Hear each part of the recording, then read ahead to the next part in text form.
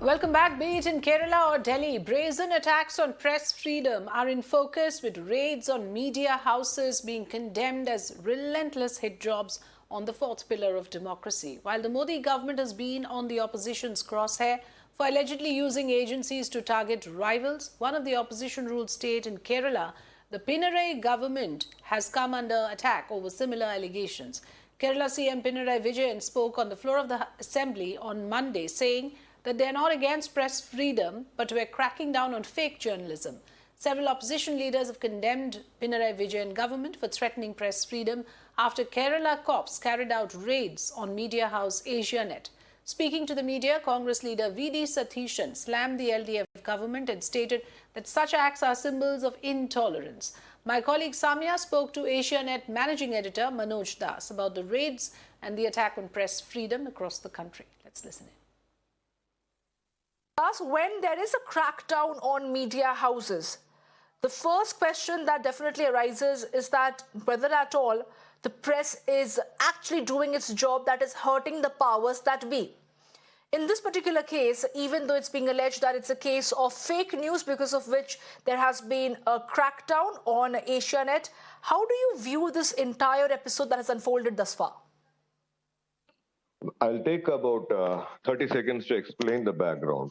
So this is part, the alleged video was part of a huge campaign Asianet News did against drugs.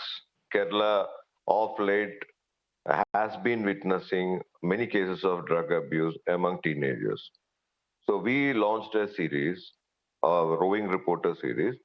It was titled Narcotics is a Dirty Business. It was part of that we revisited a story. In fact, the story was broken by Asianet News. So we revisited a story of a victim who was induced into drugs and later into other things. So it's common sense that Supreme Court rules do not allow anyone to even hint or indicate the background or anything that directly, indirectly exposes the identity of the said person. We did our journalistic duty. We just did that. So it's a representational video is now being termed as fake video. This is not just one case. This is like there's a pattern behind this. Asianet News has been doing a lot of stories.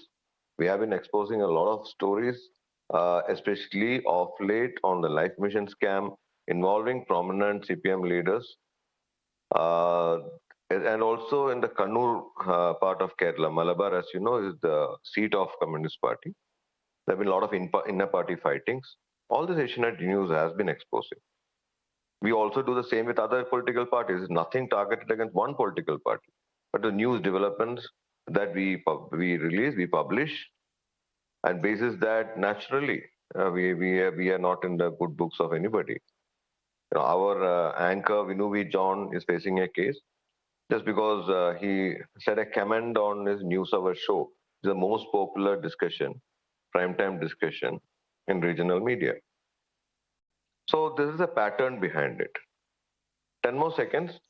The series of questions against Asianet News was moved by one MLA from Nilambur, Malappuram district, against whose water theme park, which was the Supreme Court had asked him to demolish the water theme park with about 2 or 3 check dams in that, with a lot of quite number of people leaving the downhill of the park.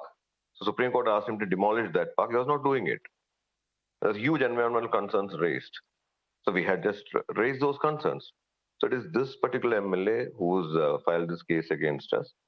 Well, theoretically, anybody can file, but there is no locus standi for him to file. So we see a pattern. And before this came into assembly on 3rd March, it was all over the public domain, social media domain. The questions that he had asked none other than Chief Minister of Kerala, because he holds a home portfolio. It was on social media, like a teaser ad, saying that Asianet, watch out. You are in trouble. So this is a pattern.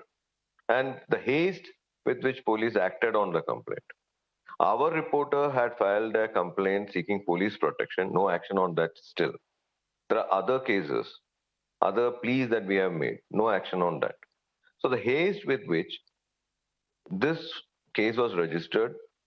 Its follow-ups, raid, survey, whatever you call it.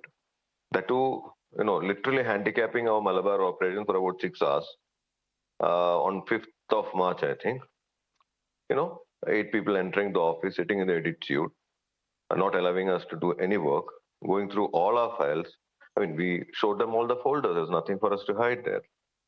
So I see a pattern here. This is the background to this. Sorry, I took it's quite a long explanation I had to give.